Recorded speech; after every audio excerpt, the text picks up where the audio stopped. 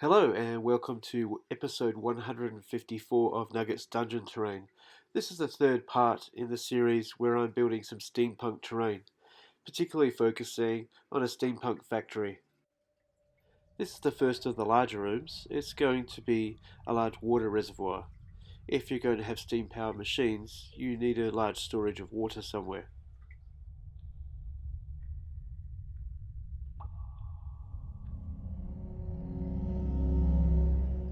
I skipped quite a few steps here.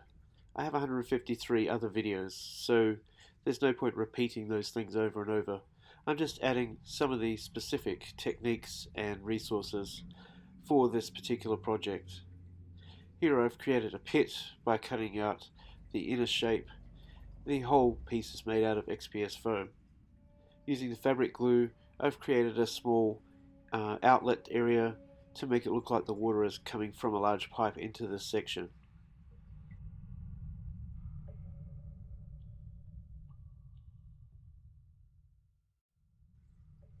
The two round pieces in the middle are just cotton reels. They're from the art and craft store. They're going to be representing some concrete pylons that hold up the walkway. And then there's just a piece of plastic junk, the end of a bottle or something, that's been cut off and pushed into the wall as the outlet pipe.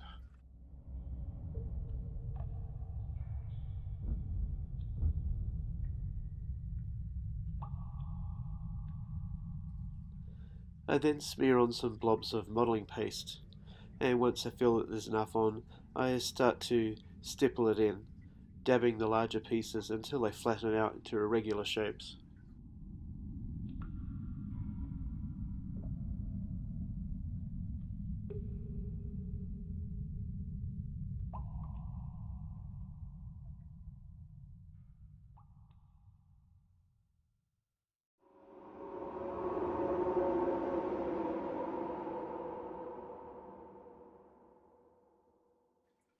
I then took a bluish colour and base coated the whole thing. The colour didn't really matter because then I was going to apply this dark blue heavy wash. This is going to create more of a deep water feel.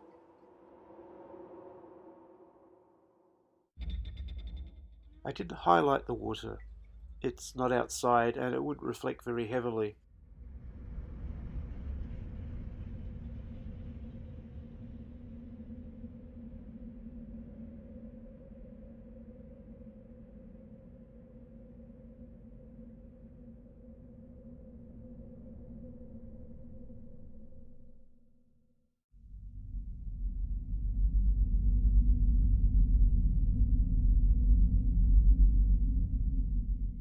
I cut these strips of balsa and drew on some plank sections. I didn't want it to look like someone could manufacture this giant long strip of plank. But it's easier to create the whole effect without breaking it into sections.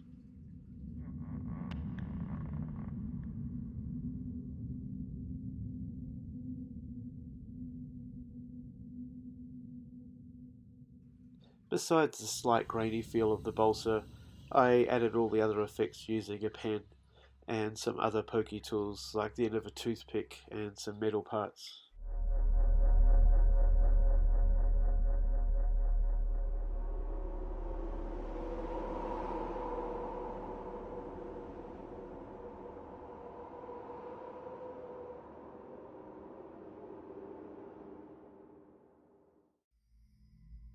I was going to stipple on the paint using this technique, a small piece of sponge, but in the end it's just a slightly too large an area, so I used the end of an old brush.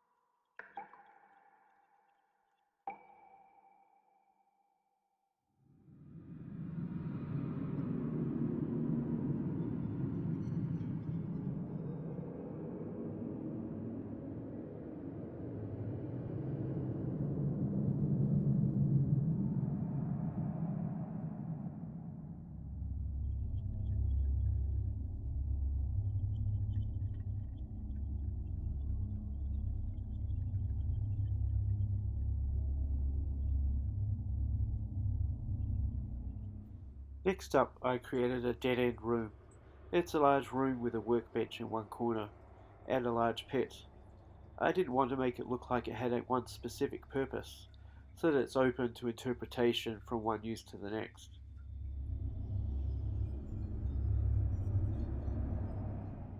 The floor is comprised of these large metal plates. They've been riveted on.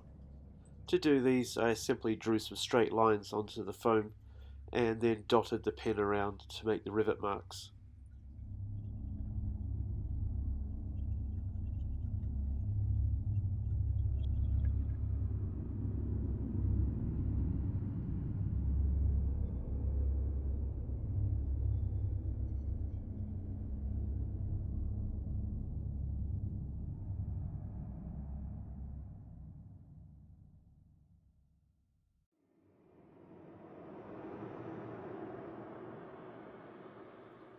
The pit's going to have a metal walkway over the top, so on top of these two wooden pieces I'm going to attach a metal grate.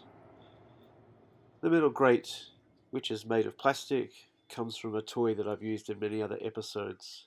I think I first showed where I got it from and how I used it in one of the post-apocalyptic episodes that you can find from earlier on.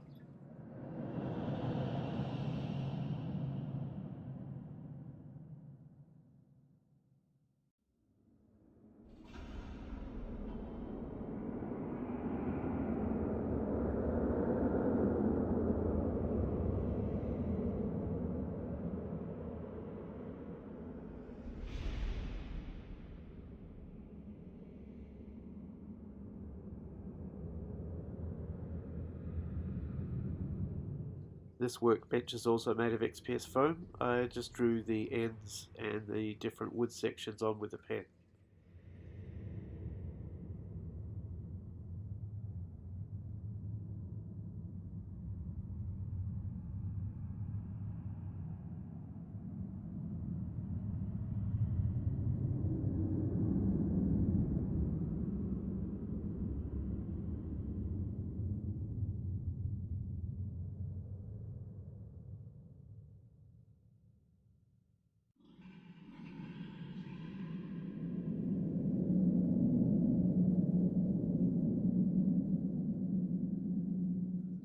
On top of the workbench I'm placing some gears and rods, broken up from a whole bunch of different toys and machines.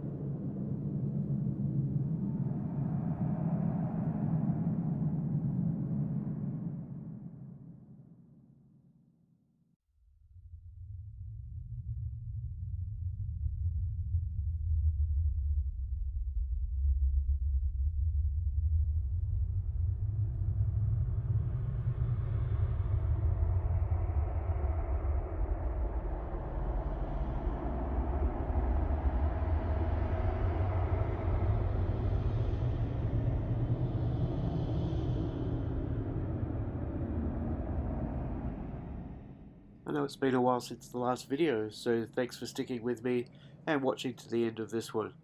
I'll catch you soon.